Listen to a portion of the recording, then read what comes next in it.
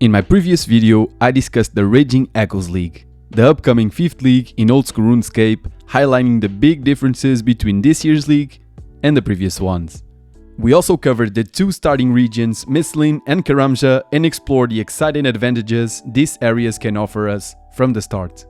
Today, we're diving into an overview of 2 more amazing regions that you can unlock later on. These are fan favorites in the leagues. I'm talking about Kandarin and Asgarnia. But real quick, before we jump in, please give this video a like, and if you find this informative, consider subscribing for more content like this. Alright, let's start with Kandarin. If you decide to unlock this region, the following quests are automatically completed. The King's Ransom, that includes all the previous quests. With this quest line, we unlock, for example, the ability to use Chivalry and Piety, which is a huge melee upgrade. This region also unlocks the Monkey Madness 2 and all the previous quests. With this quest line, we unlock, for example, the Royal Seed Pod, which provides unlimited teleports to the Grand Tree. We also unlock the Crash Site Caverns containing demonic gorillas and various activities around Apatol, but more on that later. The Swan Song questline is also automatically completed, and the following bars from the Alfred Grimhand Barcroll mini-quest. This vast Kandarin area covers the entire kingdom of Kandarin, as well as Phillip Hills, Apatol, and Crash Island. It also includes underground areas accessible from Kandarin, with the exception of the Teverly Dungeon and the Underground Pass. Additionally, we have access to the Nightmare Zone, where we can speak to Dominic to purchase Nightmare Zone points for just 1 GP each, saving a significant amount of time.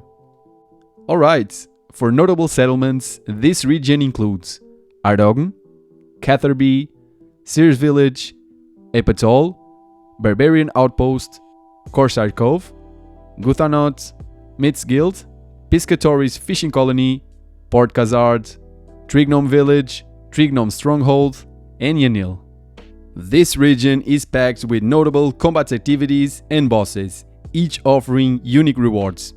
We have Kraken, for example, that drops the Trident of the Seas, and the Kraken Tentacle, which combined with an Abyssal Whip creates the Abyssal Tentacle, an upgraded whip version that can poison NPCs. We also have the Thermonuclear Smoke Devil. This boss offers valuable magic upgrades like the Occult Necklace.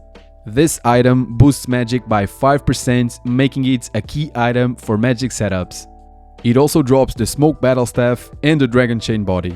This last item has a drop rate of 1 in 2000, but with the increased drop rates in leagues, these items become much more common.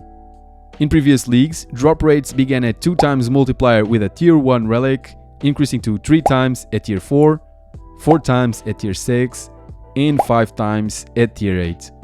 And I think this year will follow a similar scaling system. Alright, this vast region also includes the Stronghold Slayer Cave in the Trignome Stronghold, hosting various Slayer monsters like Aberrant Spectres, Ankus, Bloodvelds, Fire Giants, and Hellhounds. We also have access to demonic gorillas found in the Crash Site Caverns. These monsters can drop Zenyte shards, which can be crafted into powerful Zenyte jewelry such as the Amulet of Torture, Tormented Bracelets, Necklace of Anguish, and Ring of Suffering. They also drop all components needed to craft light and heavy ballistas. The Barbarian Assault is also accessible. Here we can earn the Fighter Torso, a great melee upgrade with high strength bonuses. We also get access to the Ancient Cavern, hosting Meteor Dragons that drop the Draconic Visage, Chewed Bones, and Dragonful Helm. You can also obtain this helm by burning Chewed Bones on a pyre ship.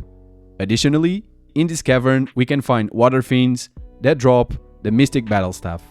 And other notable combat areas in this region are, for example, Castle Wars, Smoke Devil Dungeon, home to regular Smoke Devils, Apatol with the best spot for range training with Maniacal Monkeys, the Waterfall Dungeon for killing Fire Giants, the Myths Guild containing multiple types of dragons, and the Poison Waste Dungeon that hosts Warp Terrorbirds and Warp Tortoises, which drop the Warp Scepter.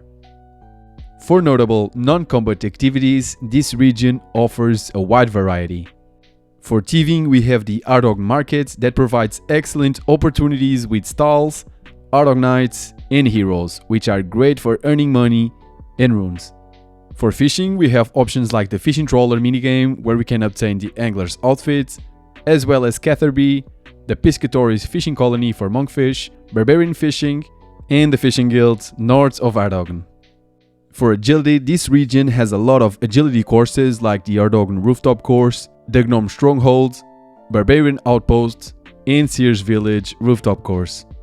For Hunter, we have the Philip Hills and the Piscatoris Hunter Area, and for rune crafting, we have access to the Rania Altar and the Wrath Altar if the friendly area is also unlocked. And for other notable non-combat activities, we have Chompy Bird Hunting, access to various spirit trees, the Tower of Life, and the Anil House Portal. Alright, for notable shops in this region, we have the ranged shop in Catherby with various ranged gear, the ranging guild with more ranged equipment, the scimitar shop in Apatol that offers scimitars from bronze to dragon, Razolo's shop in the fishing guild that sells various items including the dragon dagger, the Myths Guild weaponry stocked with dragon weapons like the dagger, longsword, mace, and battle axe, the Magic Guild store that offers runes, staves, and full mystic sets, plus the magic cape, and finally Alex Hunter shop in Yanil that sells hunter equipment. As you can expect, Kandarin is one of the most popular regions in leagues, providing abundant opportunities for points with both skilling and combat activities. If you're looking for a region that offers a well-rounded experience, this is definitely one to explore. Alright, now let's dive into one of my favorite regions in leagues, Asgarnia.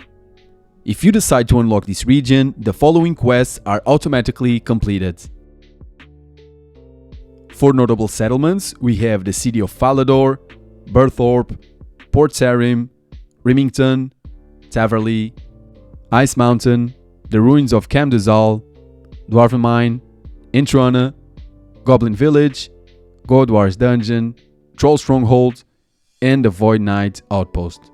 When it comes to notable combat activities, this region, in my opinion, is the most packed when it comes to bossing content.